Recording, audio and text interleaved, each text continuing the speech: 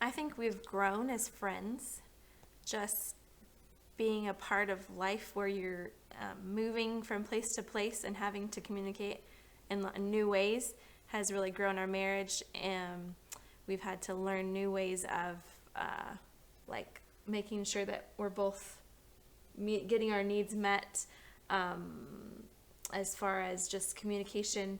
I'm seeing that sometimes he's more of a people person or I'm more of a people person, and so we just need to kind of figure those things out along the way.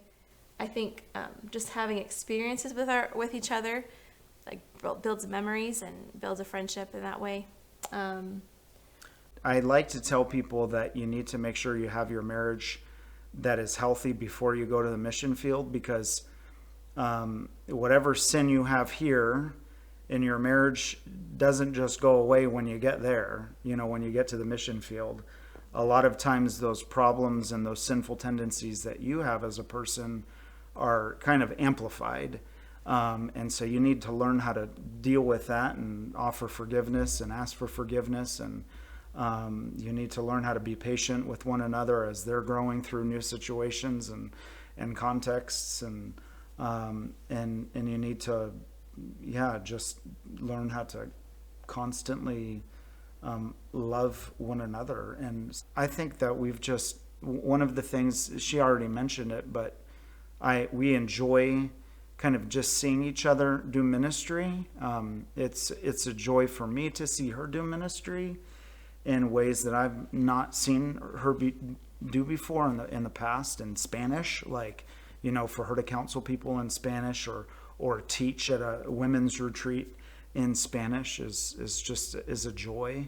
I think also watching her as a mom kind of care for our kids on the mission field has been a joy for us as well. Like to be able to kind of watch Danica shepherd, lead, and care for our kids and kind of do this together has just been a real joy for us. I think it builds our teamwork, just being able to work together as a team.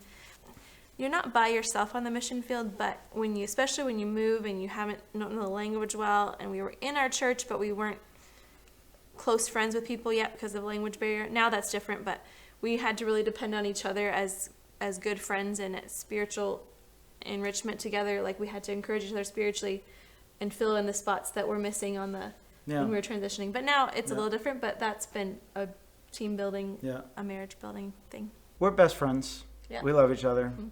Whether it's here in the States or in Argentina, we can go wherever in this world and just have a good time. Yeah. Pray for our kids. That our kids face challenges that maybe the typical kid doesn't face here. Just living in a different culture, different challenges, and so just praying for them and just making new friends and God using their experience overseas to even bring them to Christ, and maybe even a desire to do ministry in the future if that's what he wants to do. We don't speak Spanish in our home, only because our kids need to learn English too. So if they didn't learn English from us, who would they learn it from? Yeah. We would probably teach them with an accent and all those kinds of things too. So we teach them English at home. We speak English at home, and then they have a tutor that comes into our home twice a week that does Spanish tutoring with them. We have church activities, soccer, kids play dates, things like that. So they learn Spanish from their world.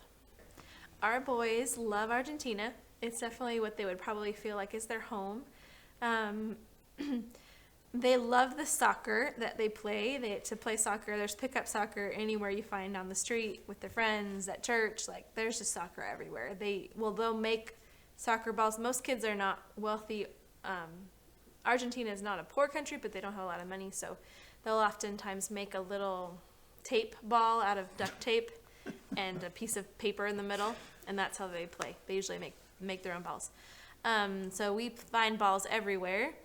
Any kind of circular thing as a ball. They even use water bottles sometimes for soccer. So they enjoy soccer. They play with their friends. They love to go to our church. That's where most of their friends are. And we also they really like the takeout aspect of Argentina. It's funny. Argentina has a funny, a great way. Not funny. It's great.